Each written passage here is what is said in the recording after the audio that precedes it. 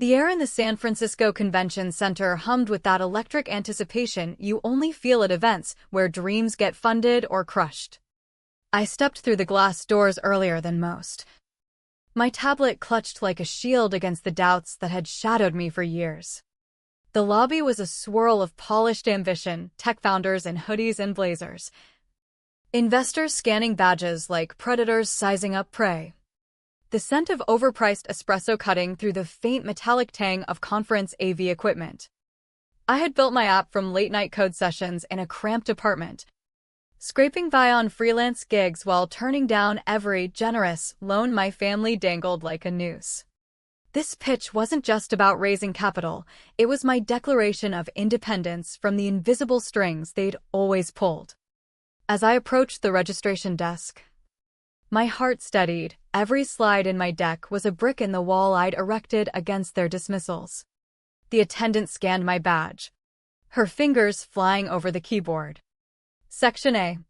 Front row, she said initially. But then her brow furrowed. Wait. There's a note here. Someone from your team requested a switch to the back. My stomach twisted. A familiar cold seeped through my veins. My team? I had no team here today, only me. Fighting solo like always. She shrugged apologetically. Probably a mix-up. But it's confirmed.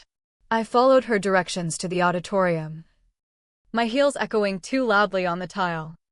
There it was, my new seat, shoved against a concrete pillar, half obscured by a banner flapping lazily in the AC draft. Invisible. Forgotten. The kind of spot that screamed, "You don't belong." I sat down slowly, letting the isolation sink in. Not as defeat, but as fuel. If this was their opening move, I'd play the long game. Across the room, I spotted them, my father, Harlan, towering in his custom-tailored navy suit, exuding that old money confidence that had built his real estate empire. Beside him, my sister Lydia, flawless in a silk blouse and pencil skirt, her diamond necklace catching the overhead lights like tiny accusations. She laughed at something he said, but her eyes flicked my way for a split second, cold, calculating. The same look she'd given me since we were kids, when she'd whisper to our parents about my foolish ideas while stealing credit for her own polished schemes. I didn't approach. Why beg for scraps of approval I'd never get? Instead, I reviewed my notes, breathing through the ache of old wounds, the holidays where Harlan critiqued my career choices over Turkey, Lydia's subtle digs about how I'd never measure up without their help. The silence between us had grown into a chasm, one I'd stopped trying to bridge. As the lights dimmed for the opening remarks, Harlan caught my eye from afar. His lips curved into that patented smirk, the one that said, "Watch her flop." He mouthed something inaudible, but I read it clear. "They'll eat you alive." The words burrowed deep, stirring the rage I'd buried under layers of professionalism. But I smiled back, small and sharp. Revenge isn't loud, it's patient. In the green room backstage, the tension coiled tighter. Other founders paced, mumbling pitches, their nerves palpable in the stale air thick with cologne and anxiety sweat. I set up my laptop, double-checking the connection to the projector. A buzz in my pocket pulled me out, a notification from a tech blog I followed. The headline slammed into me, "Serial failures. Will Emily Carter's latest app crash before launch?" My photo from a failed prototype years ago stared back. The article laced with sarcasm about my persistent delusions. Comments piled up, trolls laughing. A few defenders. But the timing? Impeccable, right before my slot. Lydia's style all over it, indirect, deniable, designed to poison the well. My hands trembled slightly as I closed the tab. The betrayal stinging fresh. Why? Because I'd refused her advice to fold my company into Harlan's portfolio, becoming another cog in their machine. The hurt twisted into resolve. I'd turn this venom into victory. A fellow founder glanced over. "Rough read?" he asked. I nodded, forcing a laugh. Just motivation. But inside, the silence of my family's sabotage screamed louder than any words. My phone rang as I headed to the wings. Uncle Victor, Harlan's golf buddy from the club. "Emily." "Kiddo," he drawled, ice clinking in his glass. "Heard you're pitching today. Your dad mentioned you might be biting off more than you can chew. Maybe scale back. Play it safe." The condescension dripped. A clear delay tactic to rattle me. I pictured Harlan smirking as he dialed Victor in, another layer of their quiet war to keep me small. "Thanks for the concern," I said coolly. Ending the call, the stage manager waved me forward. 2 minutes. My pulse thrummed. But I focused on the breath. Inhale the pain. Exhale the power. As the previous presenter rapped, I glimpsed Harlan whispering to an investor in the front row. Lydia nodding along.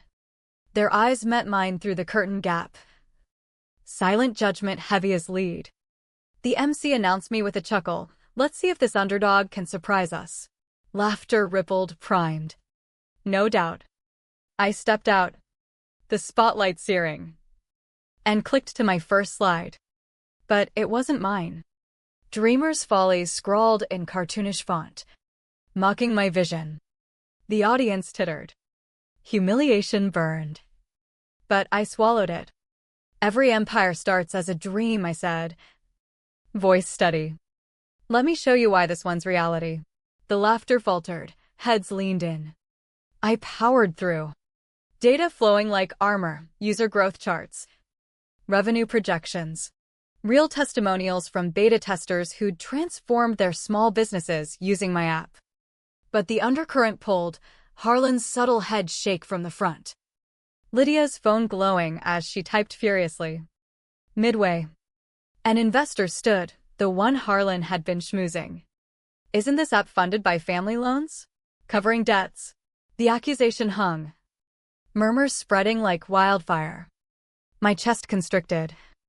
The betrayal's knife-twisting false, planted to discredit. Silence stretched. I could crumble or counter. "Absolutely not," I replied, clicking to financials. Bootstrapped from day one. Here's the proof.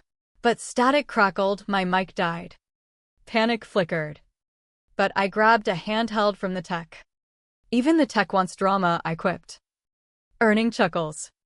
The room shifted. Applause built as I dissected the numbers, turning their trap into my triumph. Lydia slipped out. Phone to ear, escalating. No doubt. But I own the stage now. Quoting quietly to myself, "The best revenge is massive success." The Q&A wrapped with nods from key players. Backstage. My phone lit with a leaked photo, Lydia tampering with my slides in the green room. Timestamped. Evidence. Cold and irrefutable. I tucked it away, the rage simmering to a boil. Re-entering the lobby. Chaos erupted. 2 VCs approached. Portfolios open. "We're in for $4 million, one said publicly. Phones flashed. The crowd swelled. Harlan and Lydia watched from afar. Faces paling. Then another, "Make it 5 sign here." The auditorium PA boomed the news. Emily Carter secures $9 million in funding. Ovation thundered. I returned to the stage. Contracts in hand. "This isn't just money," I said. "It's proof that integrity outlasts interference." The screen replayed Lydia's sabotage clip. Now viral. Reporters swarmed. Family involvement? I met Harlan's eyes. Actions speak. Today. Mine did. Lydia's email traces surfaced, anonymous smears linked to her. She froze under the lights. The price of her betrayal exposed. Harlan's empire cracked. Whispers of his complicity spread.